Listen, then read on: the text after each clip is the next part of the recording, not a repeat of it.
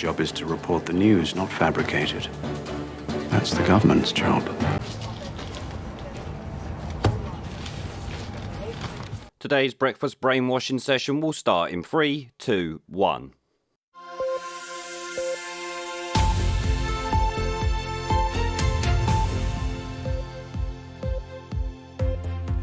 Good morning, welcome to breakfast with Flagshagger Munchetti and Charlie Shitstains on the 430th day of 14 days to flatten the curve.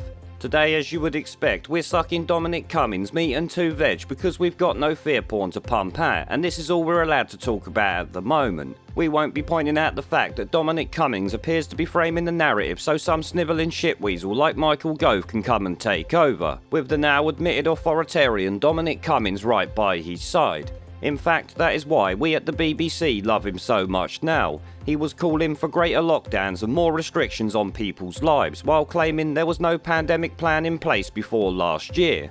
We at the BBC obviously know this is complete bollocks, because it's the same pandemic plan the UK followed during the swine flu bullshit in 2009. You know, the one the media called out because we wasn't brought and paid for shills back then. Now we're just worthless sock puppets covering up the things we should be reporting on, like corrupt and incompetent government ministers. Instead, our septic spots on the arse of humanity at the BBC certainly won't be talking about the government's local lockdowns by stealth, which include restrictions on those who are fully jabbed up, because remember, it was your way to freedom. Next up though, we have a segment about GPs and how they might actually have to do some work now their total triage bullshit has failed. They tried to fob you off with no face-to-face appointments going forward, but lost their argument within 24 hours and actually cried like babies over it. Now they're moaning they essentially have to do their job that they failed to do over the past year, but we, of course at the BBC, will frame this as being a funding issue. As you know, much like the Labour Party, we love to claim the NHS needs more funding, when really it needs to hire less diversity and inclusion managers for 80 grand a fucking year.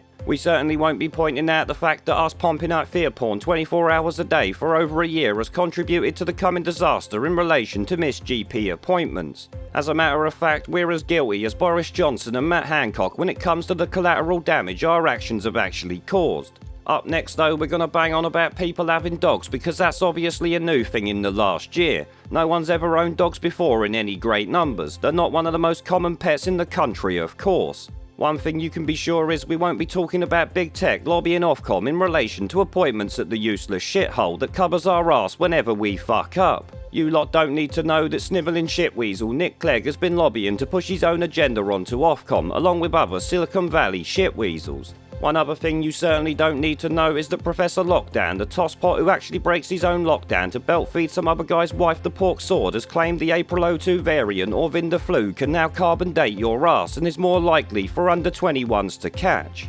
Now though, let's move on for the sport, because we got the knee-bending virtue signalling tosspots at Man United who failed to beat their Spanish opposition last night. Perhaps if they spent more time playing football and less time bending the knee to Marxist tosspots, they might not be such a laughing stock right now.